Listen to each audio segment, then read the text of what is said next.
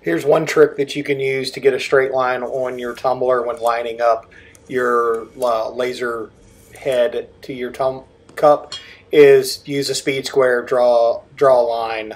That way you've got it for reference to as you transition your head left and right. Okay, so a RotoBoss Jr. specifically sets in. We'll set it wherever the hell we want to set it, whatever's comfortable for you. And then the plug, it's got the little notch right there, just goes straight in and click. If you'll notice, the motor is facing to my left, which is the correct way to put the RotoBoss into the machine, unless you have a brand specific that requires it to be on the right. I think Aeon requires it to be on the right, and or the older Thunders. But it goes into the left of the machine. I've lowered the bed down a little bit. I'm going to move my head around so that I can make sure I'm close and in the right spot. I'm dropping my bed down just to get it the hell out of the way. I don't need a head crash today.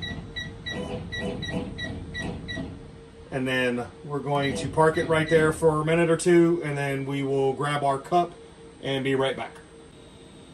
So this is the part that may take some finesse. As you see, we've already drawn the line. So I'm aligning it, the line's up top. And I'm going to make movements from the controller. These can be done in Lightburn for finer adjustments. So now I'm right on the line, and I am going to move the gantry left and right to follow the line and make adjustments to the rotary as necessary. So as you'll notice, I'm just a hint over that direction. So what I can do is gently pull the bottom of the rotary over till it lines up. I'm going to move the head back.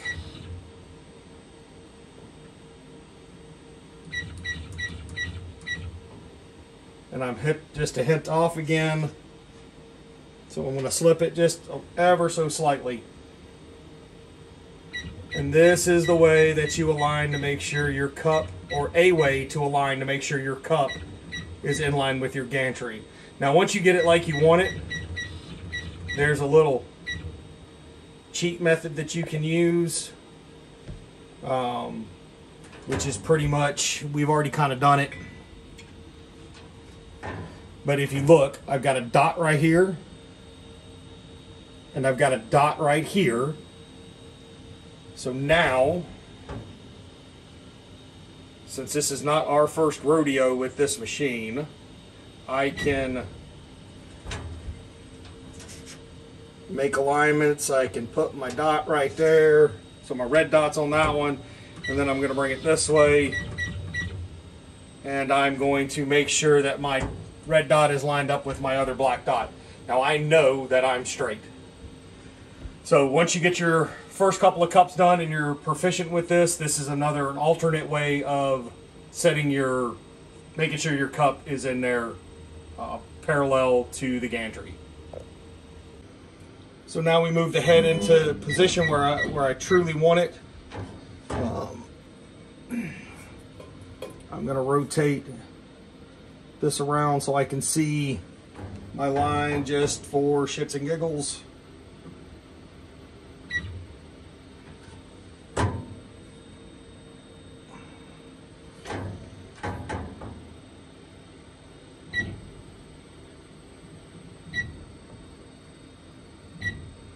Make adjustments as necessary, and then wherever you want to put your origin. So I know that what we're going to be doing, I'm just going to bring my origin down a little bit, and then I'm going to hit the origin button on my controller, and that'll lock that in place. Now we're going to focus, so I'm going to not doing that,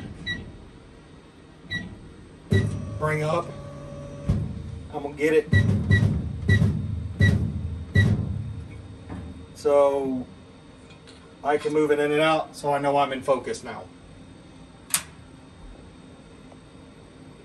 Okay, so we are going to adjust some settings for our rotary to make sure that the cup and things aren't spinning too fast so that we can watch it frame and stuff like that. So we're going to go to Edit. We're going to go down to Machine Settings. We're going to want to save all of these machine settings so that you can revert back to them after you've made your changes. So you're going to click Save File. Input whatever name you want to save it as. So like for this particular machine, I have 3580 machine settings is what I would type in here, and then I would click Save. But I've already done that in the past, so I don't need to do it again. Cancel. So we are going to load from file because we've made the changes already. So and obviously I didn't make one of the changes when I did this before. So we're going to make sure that the idle speed is 30. And then we're going to go down to idle acceleration and make sure that it is also 30. This just helps make things a little bit easier to see and help avoid some head crashes and stuff. And then we're going to save to file.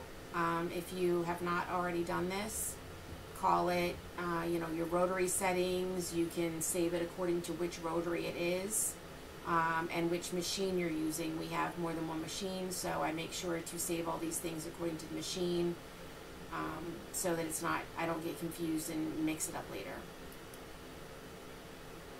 Yes, we want to change the things. Okay. Okay, now we are going to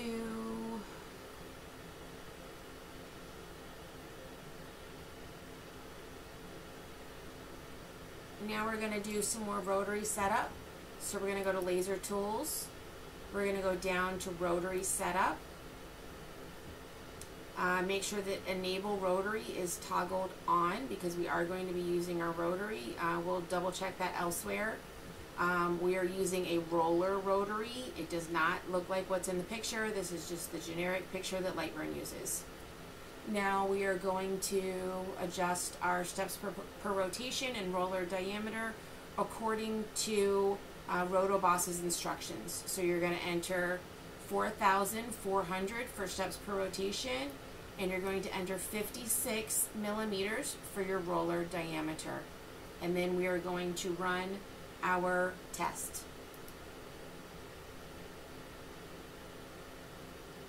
To double check all of our settings. So we are going to take our 1-inch square and make sure that it is whatever color we choose it to be. Double check our settings are how we want them to be. So this is the settings that I am choosing to use. It may be different for you. We need to make sure that our rotary is enabled. Here we go again with this little tab is on. For when we're using the rotary, I change my origin from center to left. So we need to make sure that job origin is correct. We happen to use current position. You can also use user origin. And then we will send this to the laser. Now as I flip over here, we've already done everything with our cup. I moved some stuff around, so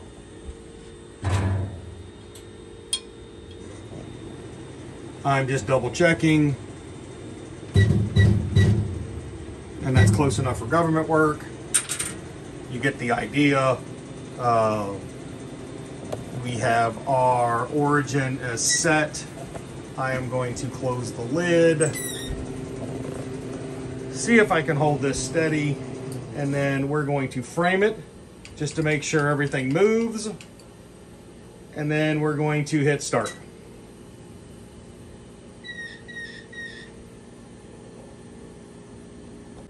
So now we're going to measure.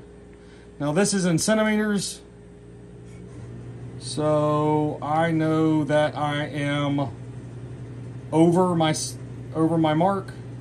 I should be at 25.4, or I can flip this one over and see that I am almost an inch and an eighth instead of an inch. So now what we're gonna do is start dropping our steps per rotation until we get a true 1 inch square.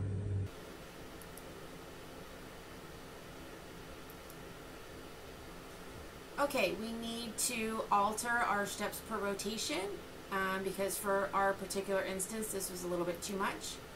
So we are going to go down to 4,300. We are not going to change our roller diameter because that has not changed.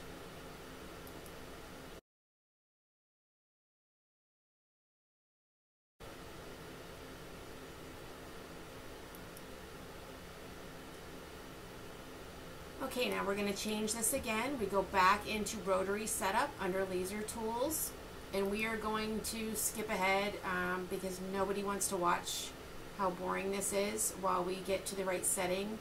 And I am going to just input the numbers that I know works for our particular machine. Everyone's settings are going to be a little bit different. You may not have to do any of this. The 4400 may be perfect for you.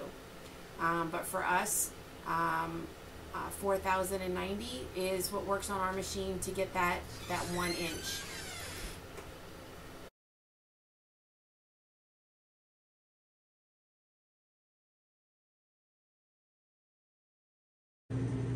Okay, so here's the last one. Mark my 0, come over there, and trying to hold it right for the camera and right so I can see.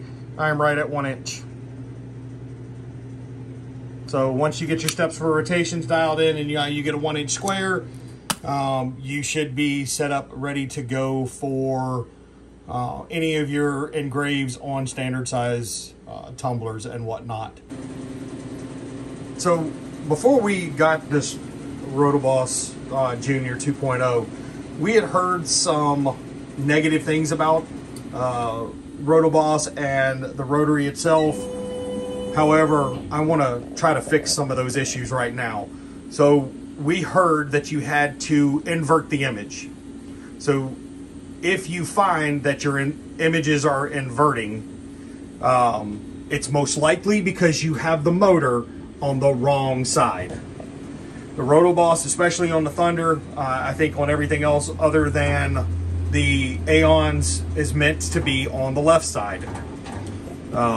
There's also a chance that the only other reason would be is some of the dip switches could be switched, and in the owner's manual it shows you which specific ones.